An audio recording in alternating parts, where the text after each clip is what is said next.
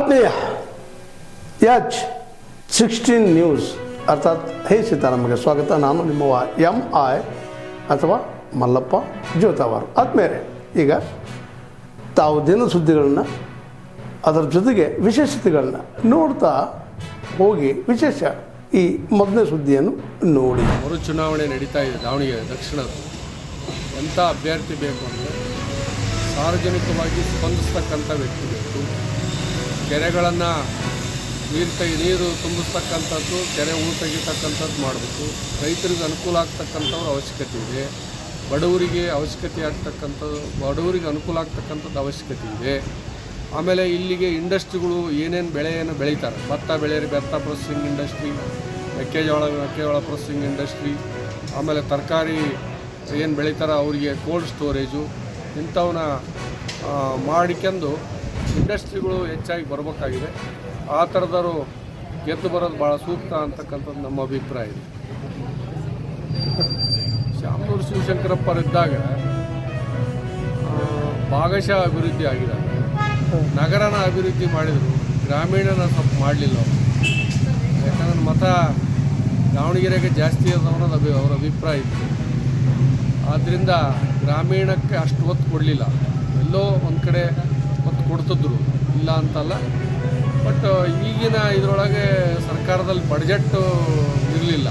ಈ ಗೌರ್ಮೆಂಟ್ನಾಗೆ 56,000 ಕೋಟಿ ಏನೋ ಉದ್ಯೋಗ ಖಾತ್ರಿಗೆ ಏನು ಕೊಡ್ತಿದ್ರು, ಹಂಗಾಗಿ ಅದು ಇರಲಿಲ್ಲ. ಉತ್ತಮ ಯಾರೇ ಆಗಿರಲಿ, ಉತ್ತಮ ವ್ಯಕ್ತಿಗಳನ್ನು ನಿಮಗೆ ಸ್ಪಂದಿಸ್ತಕ್ಕಂಥವ್ರಿಗೆ ಮತ ಹಾಕಿ ಅಂತಕ್ಕಂಥದ್ದು ನನ್ನ ಒತ್ತಾಯ. ಪ್ರದೀಪ್ ಈಶ್ವರ್ ಏನಾದರೂ ಈ ಚುನಾವಣೆ ಸಂಬಂಧ ಪ್ರಚಾರಕ್ಕೆ ಬಂದರೆ ಅವನನ್ನು ನಾವು ಒದ್ದು ಹೊರಗಾಗ್ತೀವಿ ದಾವಣಗೆರೆ ದಕ್ಷಿಣ ಕ್ಷೇತ್ರದಿಂದ ಅಂತ ಹೇಳ್ತಿದ್ದಾರೆ. ನಿನಗೆ ತಾಕತ್ತಿದ್ರು ಬಾ. ಪ್ರದೀಪ್ ಈಶ್ವರ್, ನಿನ್ನ ನ್ಯಾಲ್ಗೆನ ಏನಂತಾರೆ ಅದಕ್ಕೆ? ನಮ್ಮ ಹಳ್ಳಿ ಭಾಷೆನಲ್ಲಿ ಹೇಳ್ತಾರೆ ನ್ಯಾಲ್ಗೆನ ಏನಂತೇಳಿ. ಮನುಷ್ಯತ್ವ ಇದ್ದಾನೆ ನಿನಗೆ, ಸಾಂವಿಧಾನಿಕ ಹುದ್ದೆಯಲ್ಲಿದೆಯಲ್ಲ ನೀನೊಬ್ಬ ಜನಪ್ರತಿನಿಧಿ ಆಗಿದೆಯಲ್ಲ. ಏನೋ ಭಾಳ ಓದ್ಕೊಂಡ್ಬಿಟ್ಟಿದ್ದೀನಿ, ಭಾಳ ಶಾಲೆ ಕಾಲೇಜುಗಳು ಇದೇ ಮಾತಾಡೋದ? ನಿನ್ನ ತಂದೆ ತಾಯಿ ಇದೇನೆ ಕಲಿಸಿರೋದು ನಿನಗೆ? ಮಾನ ಮರ್ಯಾದೆ ಇದೆನಾ ನಿನಗೆ? ನಾಚಿಕೆ ಆಗಲ್ವ ನಿನಗೆ? ಆ ಹೆಣ್ಮಕ್ಳ ಬಗ್ಗೆ ಮಾತಾಡ್ತೀಯಲ್ಲ ನೀನು, ಅಲ್ಪಸಂಖ್ಯಾತರ ಹೆಣ್ಮಕ್ಳ ಬಗ್ಗೆ. ದಾವಣಗೆರೆ ದಕ್ಷಿಣ ಕ್ಷೇತ್ರದಲ್ಲಿ ಏನು ನಡೀತಾ ಇದೆ ಅಂತ ನೋಡ್ತಾ ಇದೀಯ ನೀನು? ನೋಡಿದೀಯ ನೀನು? ಯಾರ್ದೋ ಒಂದು ಮನ ಒಲೈಸಕ್ಕೆ, ಯಾರಿಗೋ ಒಳ್ಳೆನಾಗೋದಕ್ಕೆ ನೀನು ಇನ್ನೇನೋ ದೊಡ್ಡ ದೊಡ್ಡ ಆಸೆ ಕಂಡಿದ್ಯಾ ಅನ್ನೋ ಕಾಣುತ್ತೆ. ನಿನ್ನ ಕ್ಷೇತ್ರದಲ್ಲಿ ಅಲ್ಪಸಂಖ್ಯಾತರಿದ್ದಾರೆ, ಹಿಂದೂಗಳು ಇದ್ದಾರೆ. ಏನೇನು ಹೊಲೈಕೆ ರಾಜಕಾರಣ ಮಾಡ್ತಿದ್ಯಾ? ನಿನ್ನ ಹೊಲಸು ನಾಲ್ಗೆ ಏನಂತೇಳಿ ಜನರು ನೋಡ್ತಾ ಇದ್ದಾರೆ. ತಕ್ಕ ಪಾಠ ಕಲಿಸ್ತಾರೆ. ಇನ್ನೇನು ಭಾಳ ವರ್ಷ ಇಲ್ಲ, ಇನ್ನು 2 ವರ್ಷ ಇದೆ ಚುನಾವಣೆ. ಸ್ವಲ್ಪ ನಾಲ್ಗಿನ ಬಿಗಿಡಿದು ಮಾತನಾಡೋದು ಕಲಿ. ಏನು ತಿಳ್ಕೊಂಡಿದೀಯ ನೀನು? ಬಾ ನೀನು ದಾವಣಗೆರೆಗೆ ನೀನು ಗಂಡಸಾದ್ರೆ. ಇಲ್ಲಿ ಅಲ್ಪಸಂಖ್ಯಾತರು ನಿನ್ನ ತಾಕತ್ತು ಏನಂತೇಳಿ ತೋರಿಸ್ಕೊಡ್ತಾರೆ ನಿನಗೆ. ಏನು ಜನ ಸುಮ್ಮನಿರ್ತಾರೆ ಅಂತೇಳಿ ಇಲ್ಲದೆಲ್ಲ ಗಾಂಚಲಿ ಮಾಡ್ತೀಯ ನೀನು? ಬಾ ನೀನು ನೋಡೋಣ ದಾವಣಗೆರೆಗೆ. ಏನು ಅಯೋಗ್ಯರ ನಾವು? ಯಾರು BJP ಅವರು ಅಯೋಗ್ಯರ ನಾವು? ನೀನು ಅಯೋಗ್ಯ, ನೀನು ಮುಟ್ಟಾಳ. ಸಾಂವಿಧಾನಿಕ ಹುದ್ದೆಯಲ್ಲಿರ್ತಕ್ಕಂಥವ್ರು ಪ್ರಗತಿಪರ ಚಿಂತನೆಯನ್ನು ಇಟ್ಕೊಂಡಿರ್ಬೇಕು. ನಿನ್ನ ಕ್ಷೇತ್ರ ಅಭಿವೃದ್ಧಿ ಬಗ್ಗೆ ಯೋಚನೆ ಮಾಡಬೇಕು. ಅಲ್ಲಿ ಕ್ಷೇತ್ರದಲ್ಲಿ ಇರ್ತಕ್ಕಂಥ ಜನರನ್ನ ವಿಶ್ವಾಸಕ್ಕೆ ತಗೊಂಡು ಅವರನ್ನ ಹಿಂದೆ ಇರ್ತಕ್ಕಂಥವ್ರು, ಕಷ್ಟದಲ್ಲಿ ಇರ್ತಕ್ಕಂಥವ್ರನ್ನ ಅವ್ರನ್ನ ಮೇಲ್ತರ ಅಂತ ಒಂದು ಕೆಲಸವನ್ನು ಮಾಡಬೇಕು. ಅದು ಬಿಟ್ಟು ಚಿಲ್ಲರ ಮಾತಾಡ್ತೀಯ ನೀನು. ನಿನಗೆ ಗೌರವ ಕೊಡ್ತಾ ಇದ್ದೆ ನಾನು, ಏನೋ ಭಾಳ ಜನಕ್ಕೆ ವಿದ್ಯೆ ಕೊಡಿಸ್ತೀಯ ನೀನು, ಭಾಳ ಬುದ್ಧಿವಂತ ಇದೆಯಾ ಅಂತ. ಏನು ಮಾತಾಡ್ತಿದ್ಯಾ ನೀನು? ಬಾ ನೀನು ನೋಡ್ತೀನಿ.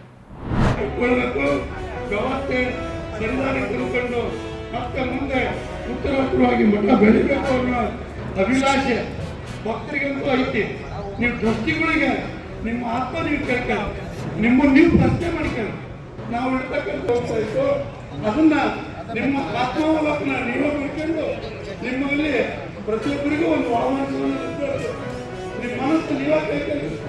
ನಾನು ಈ ರೀತಿಯಿಂದ ತಗೊಂಡೋಗಿ ಏನಾರ ಮಾಡಿದ್ರು ಏನು ಹಂಗೆ ಬಿಟ್ಟು ಹೋಗ್ಬಿಟ್ರು. ಅವರು ಜನ್ಮ ಕೊಟ್ಟು ಹಾಲು ಕುಡಿದೆ, ಅದನ್ನು ಮಾಡಿದೆ, ಇದನ್ನು ಮಾಡಿದೆ ಅಂತ ಒಳಗ ಹೊಕ್ಕಂಡು ಮೇಯಕ್ಕೆ ಹಚ್ಚಿಬಿಟ್ರು. ಈ ವ್ಯವಸ್ಥೆ ಎಲ್ಲಿ ತನಕ ನೋಡ್ಕೊಂಡು ನಾವು ಸುಮ್ಮನೆ ಇರಬೇಕು? ಇದು ಸರಿನಾ? ಇದನ್ನ ಪ್ರಶ್ನೆ ಮಾಡಿದ್ರೆ ತಪ್ಪ. ಇದನ್ನ ಪ್ರಶ್ನೆ ಮಾಡಕ್ಕೆ ಹೋಗಿ ಡಾಕ್ಟರ್ ರಾಜ್ಕುಮಾರ್ ಮೇಲೆ ಕೈ ಮಾಡಿದ್ರು, ದುಡಿಯೋದು. ಅವ್ರಿಗೇನು ಪಾಪ, ಅವ್ರಿಗೇನು ಕೆಟ್ಟೋಗೈತಿ.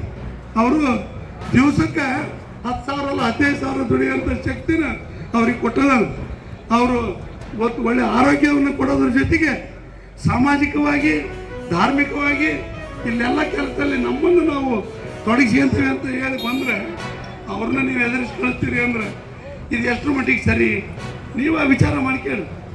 ಇದು ಬೇಡ ಅನ್ನೋದಾದರೆ ಒಂದು ದಿವಸ ನಿಗದಿ ಮಾಡಿ ಪಾರದರ್ಶಕವಾಗಿ ನೀವಿದ್ದರೆ ಬಹಿರಂಗವಾಗಿ ಬಂದು ಸಮಾಜದ ಮುಂದೆ ನೀವು ತಪ್ಪು ಒಪ್ಪಿಗೆಂತೀರೋ ಬಿಡ್ತೀರೋ ನಮಗಂತೂ ಗೊತ್ತಿಲ್ಲ. ಆದರೆ ಉಮ್ಮಣ್ಣರಿಗೆ ಇನ್ನೊಂದು ಮಾತು ಹೇಳಕ್ಕೆ ನಾನು ಇಷ್ಟಪಡ್ತೀನಿ. ಉಮಾಪತಿ ಬಹುಶಃ ಅವರು ಹುಡುಗಾಟಿಗಿದ್ದಂಗೆ, ಯಾಕಂದರೆ ಒಂದು ಸಾರಿ EVM ಮೂಲಕ ಚುನಾವಣೆ ಮಾಡೋದ್ರಿಂದ ನಮಗೆ ನಷ್ಟ ಆಗುತ್ತೆ ಅಂತ ಹೇಳ್ತಾರೆ. ಹೇಳೋದ್ ಮೂಲಕ ಸಿದ್ದರಾಮಯ್ಯರು EVM ಮೂಲಕನೇ 130 ಸ್ಥಾನಗಳು ಗೆದ್ದಿದ್ದಾರೆ.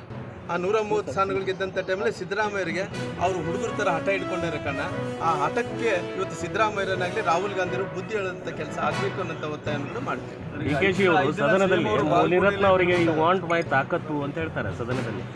ಏನು ಯಾಕಂದರೆ ಪಾಪ ಅವರು ಹಳೆಯ ಚಾಲಿ, ಯಾಕಂದರೆ ಅವರು ಬಹುಶಃ ನಮ್ಮ ಅವರು ಗುರುಗಳು ಯಾರು ಅವರು ಗುರುಗಳು ಬಂದು ಯಾರು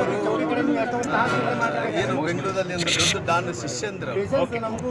ಹಂಗಾಗಿ ಇವತ್ತು ಅವರು ಆ ಬಂದಂಥ ಸಂಪ್ರದಾಯ ಏನಿದೆ, ಅವ್ರು ಬಂದಂಥ ಅಲ್ಲಿಂದ ಎಲ್ಲಿಂದ ಬಂದಿದ್ದಾರೋ ಸದನದಲ್ಲಿ ಬಂದಂಥ ಟೈಮಿಗೆ ಆ ರೀತಿ ಮಾತಾಡೋದು ಸಹಜ ಆಗಿದೆ ಅವರಿಗೆ. ಸಿದ್ದರಾಮಯ್ಯನವರು 5 ದಿನ ಕ್ಷೇತ್ರದಲ್ಲಿ ಬಂದು ಪ್ರಚಾರ ಮಾಡ್ತೀವಿ. 2.5 ವರ್ಷಗಳಲ್ಲಿ ಅವರು ಬಾದಾಮಿ ಜನರು ಅವತ್ತು ನನ್ನ ವಿರುದ್ಧವಾಗಿ ನಿಂತ ಟೈಮಲ್ಲಿ ಅಲ್ಲಿ ಅಭಿವೃದ್ಧಿ ಕೆಲಸಗಳು ಬಹಳಷ್ಟು ಮಾಡಿಕೊಟ್ಟು ಇವತ್ತು ಎಲ್ಲಿ ತನಕ ಆಗಿದೆ. ಬಾಗಲಕೋಟೆ ಜಿಲ್ಲೆ ಜನರಿಗೆ ಇವತ್ತು ಸಾಕಷ್ಟು ಹೋರಾಟಗಳು ಮಾಡಿದ್ವಿ, ಧರಣಿಗಳು ಮಾಡಿದ್ವಿ, ಎಲ್ಲವನ್ನೂ ಕೂಡ ಭಾರತೀಯ ಜನತಾ ಪಾರ್ಟಿ ಮಾಡ್ತಾ ಇದ್ರು ಕೂಡ ಇವತ್ತು ಇದೊಂದು ಅವಕಾಶ ಜನರಿಗೆ. ಈ ಅವಕಾಶ ಹೆಂಗಾಗಬೇಕಂದ್ರಿಗಿನ ಜನರು ಅಭಿವೃದ್ಧಿ ಪರವಾಗಿ ಇದ್ದೀವಿ ಅನ್ನೋದ್ರಿಗಿನ ಇವತ್ತು ಎಂಥ ಪರಿಸ್ಥಿತಿಯಲ್ಲಿ ಕೂಡ ಸಿದ್ದರಾಮಯ್ಯ ಯಾವುದೇ ಅಭಿವೃದ್ಧಿ ಮಾಡಿಲ್ಲ ಅನ್ನೋಂಥ ಮತವನ್ನು ಕೊಡುವಂಥ ಕೆಲಸ ಮಾಡ್ತಾರೆ.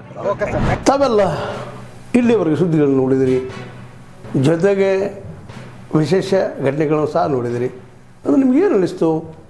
ನಿಮಗೆ ಲೈಕ್ ಮಾಡಿರಿ, ಶೇರ್ ಮಾಡಿರಿ, ಕಾಮೆಂಟ್ ಮಾಡಿರಿ, ಜೊತೆಗೆ ಸಬ್ಸ್ಕ್ರೈಬ್ ನಿಲ್ಲಿಸ್ಬೇಡ್ರಿ. H16 ನ್ಯೂಸ್ ಅರ್ಥಾತ್ ಸಿದ್ದರಾಮಯ್ಯ ಸತ್ಯದ ಕೈಗನ್ನಡಿ ವಂದನೆಗಳು.